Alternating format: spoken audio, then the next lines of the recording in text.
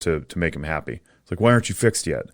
And I don't know if I'm way off on that, but some of the judgmentalism that I'm hearing from the people who come to our clinic, they're sitting there reporting, it's like, how come nobody's ever told me this before? How come nobody's ever talked like this to me before? You give me hope for the first time, and I've been in therapy my whole life. It's like, that's not right. And I don't know what that's about. Their whole life, like what is it? Something? So who's milking them for money? Right, yeah, right. Yeah. I don't. And maybe I'm the judgmental one, right? Because my interpretation of ethics is righteous and supreme, and nobody else's is. Like that's pretty judgy too. But I got to believe if we go back to those 5 ethical precepts, if you're keeping somebody on the calendar in perpetuity because you're the one finding their problems and they're not necessarily asking, you're violating a whole bunch of precepts too. You're certainly violating autonomy by creating a dependence. You're telling them what's wrong with them instead of them identifying it, causing harm, possibly financially, but it's not my place to judge what your financial situation is. It's yours.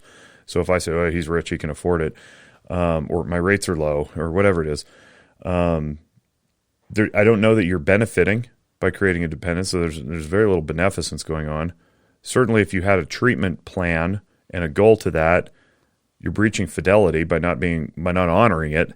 If they completed whatever they came in for and you're just finding new reasons to keep them on the calendar, that's a problem. And are you really being just? So maybe we're violating all 5 precepts. I don't know. Yeah, social workers, we have a code of ethics that we swear to in there. And essentially it all touches on the same thing.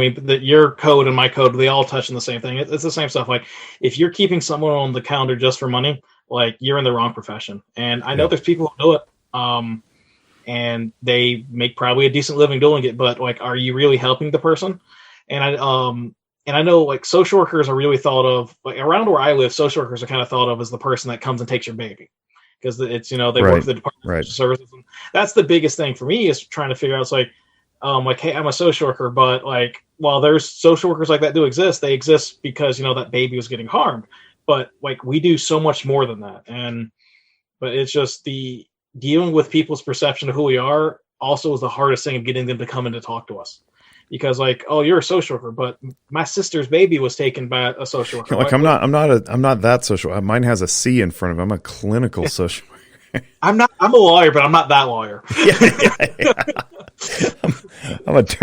We had, you're in the gun community, so you know this guy, Coley Noir. He was on our podcast the other day, and I said, hey, introduce yourself to the audience. He goes, well, first of all, I'm a dirty attorney. Oh, I love Colin. I just topical because you're mentioning it. I just pulled up a tweet that I responded to the other day from a gal named Monica Gandhi. She's a medical doctor and she has an MPH, Master's in Public Health. She's pretty outspoken and she's very, very intelligent. She talks a lot about the coronavirus and vaccines and whatnot. She appears on the Z-Dog MD show sometimes, and he references her. But she writes, "It is terribly important to want to put yourself out of business if you are in infectious diseases." And I wrote, "And mental health care." Oh, the soapbox from which I could preach about this topic. And then here we are soapboxing about it. So it's not just us. There are people in the world who want to put themselves out of work, which I think is really, really cool. I've said it repeatedly, and I guess I could repeat it here, that I'll be happy to hang drywall or paint or, do landscaping or something like that, just kind of uses my hands and lets me construct things that I can visibly see. If it meant that there was no more hurting in the world, I would love to do that. Maybe not hang drywall. I've done that. That's a hard job. And my lumbar scoliosis probably wouldn't appreciate that. So maybe the painting part, maybe the landscaping. But if I'm driving something, I probably can't move rocks real well. But the point is, I could pay my bills a whole bunch of different ways that don't involve helping people find their way who are lost and suffering. And it's very challenging. And how evil is it to keep people showing up to sessions just because you're insecure about whether or not somebody else is going to walk through the door?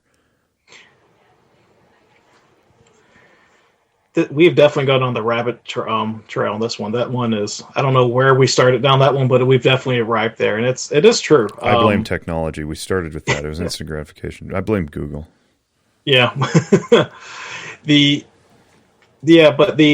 I'll tie this back into like the whole thing. Like when I was going through school and everything like that, and I told, like, I think I mentioned, like, I already come out as the gun guy, and I kind of talked about, like, like there's rumors flying around about me. It's the fact that, like, why is me being into guns a bad thing? Because it helps. Like, the thing I never talked about, how I kind of got myself past the PTSD in a sense, was shooting. I went out to the range. I had a best bud, and I talked to him, and me and him were super close. Like, it's like, I made the joke on the other other podcast before that, like, I think I'm talking over 5 minutes. My wife says it's an hour. But like, he's like, it's just someone that I could talk with, and that's what I needed. And I didn't need a therapist at that point, right? Because the therapist had already laid the road for me. I knew where I needed to go, and then the rest of the people in my community helped me get there. My wife was a major supporter of me, and then my friend, and then I found passion that helped me get those energies out. So why is doing something that helps me as a passion a bad thing? Just because it involves a tool? I mean, I could have said I played video games. It's a tool. It helps you do things, but this one got me out doing stuff. Like, it's the same thing with, like, I help with Boy Scouts. I love helping kids get to that achievement. My wife helps as assistant scoutmaster for our girls troop. They're like, we want to help these kids grow. It's something that helps me with my stress and helps me get outside. So how is helping with that stuff any different from going shooting? It's, I go out, I do things, but it's just because people are judgmental about a certain thing that it became an evil subject. Well, we could be judgmental about any of that stuff. Video games, right? Boy Scouts recently came under fire for, some of their scout leaders being inappropriate with kids. I could attack anything, but that means that it's not about you. It's a me issue. And the people who are going to be judgmental, it's a them issue. They have failed to educate themselves. They have failed to be non-judgmental. They have failed to do the exploration.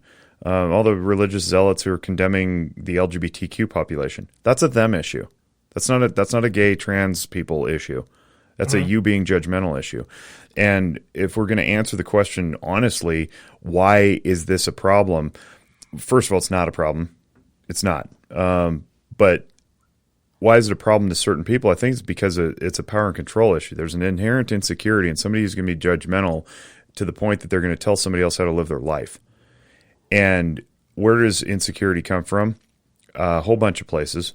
But what we do know that it has in common with is a need to exercise power and control over others. If you're secure in who you are, you're secure in your belief systems, and you have the confidence that you're going to overcome somebody else's bad decisions, then you go let people do what they do. And you can call that libertarianism or whatever. But the point is, when we stand on autonomy and we allow our patients, clients, friends, relatives, neighbors, politicians, coworkers, business associates, everybody, if we allow them to determine their own lives and we all trust each other, then we're all going to be okay. We don't have to believe that we need to control other people due to our own insecurities. So why does somebody want you to stop shooting guns or give your guns up? It's their insecurity. They may have good reason for that. They may just not like guns. They can say, I knew somebody who died by one. Okay, fine. That has nothing to do with me. I didn't kill him. If that were the case, the criminal justice system would prosecute me, right? And video games the same way. Don't tell me how to play my video games or what video games to play. I'll make that decision. You make the decision for you, and until it affects you, I think it's a non-starter. I do think I do think there's like hope for us in the future.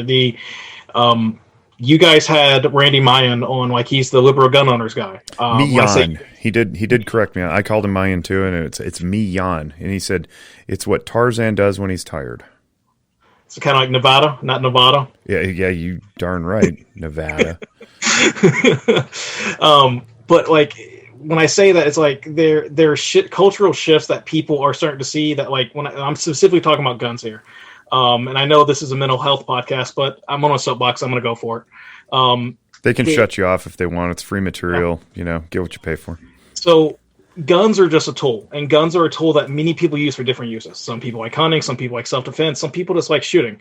And it's not a Republican, Democrat, or liberal thing, libertarian thing. People of every spectrum like to shoot. And if you don't believe me, go look up Liberal Gun Owners of America or the Liberal Gun Club. Trust me, there are people who are hardcore socialists who love guns. And if you want to talk about it, every socialist and communist revolution was won by a gun. So it's not just a person of a certain political spectrum that likes a firearm. And firearms can be used for everything.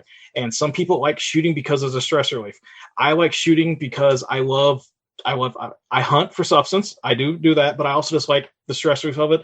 I also love the joy of seeing a little kid learn the safety rules of shooting. Because when a kid shoots shoots something and you can shoot paper targets, but if you put a steel target in front of them, they hit a steel target the first time it goes ping. You talk about a kid lighting up on Christmas. Oh my God. That joy means I love teaching kids to shoot because there's a lot of safety aspect of it too, because now they learn self-control and safety.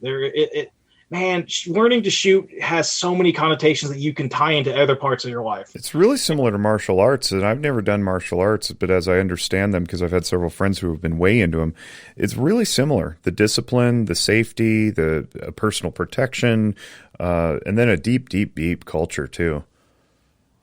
Mm-hmm. It's very cool. Yeah, it's just that soapbox over.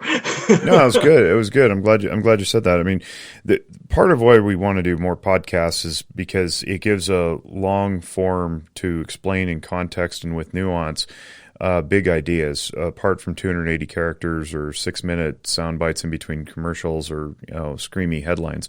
I think people are craving it. Honestly, I think people are craving long form because of that. But also, it gives a platform to explain what I think has often been caricaturized. Mental health has been caricaturized for a long time. So doing something like this gives a context and a framework and a nuance. And I'm just some dude with some opinions, and I'm open to changing those. But as long as I've got this microphone and a platform, I'm going to use it to get the opinions out there. And we always invite people to write back, info@naganotes.com, info@zephyr.org. Hit us up with your ideas if you want to hear topics or you want to just say, I think you're way out of line on that. Thank you. Please tell me, but do it with intentionality. We give a platform to you to talk about your passion because it's important. We went through and still continue, more people the merrier, but we're going through a Black mental wellness series because I wanted to hear from Black people about their struggles with mental illness and how Black clinicians deal with Black people, because they're, especially in America, but broadly, racism is a thing. And we white people don't necessarily understand that living in America. And so we give a platform to that. And we want to talk about these really big concepts that are just too important and too nuanced to put on Twitter. Or even on Instagram. A picture says 1,000 words. Well, I'm pretty sure we've already spoken 20,000 on this. So, it's bigger than pictures. And can I just say that series has been excellent, mind you. I've learned a lot. It's as you guys, you'll probably see a picture of me, but I'm a big white bearded guy. I am the epitome of someone. If you think redneck, I might show up as that picture. Now, I wear that with pride, but the thing is, I'm an educated redneck, so I'll go that route. But growing up, I didn't have to deal with those issues, and it's kind of cool to hear those stories like that. And I can go on a soapbox also when it comes to guns and Black people, because I think there's a movement that needs to be talked about, and that's a whole nother issue. And I don't want to derail this podcast, but man, I want to go on that soapbox with someone who's up there just as passionate about that as I am. Yeah, if you're hearing this and you're like, what do you mean guns and Black people? Listen to Colleen Noir. But if you really want to dig into the culture, go listen to Argo J. It's 3 A's in Argo. He was interviewed on the WTTA podcast called Guns and Mental Health. And he explains what the acronym means. It's not his real name, but it's Argo J. Or Kevin Dixie, KD, is amazing. And he really digs into the history and culture of what Black people went through and continue to go through in America. They're amazing follows on Instagram too, if you want to follow their accounts. But yeah, Black people and guns is a big deal. I'd love to cover lots and lots of different things on this. There's only so much time in the day, and this is just kind of a hobby, and it keeps me sharp, and I get to interview people from all across the world, which is just phenomenal. We're gonna have Jasdeep Mago on. She's a clinical psychologist from India. She's been on the show before, but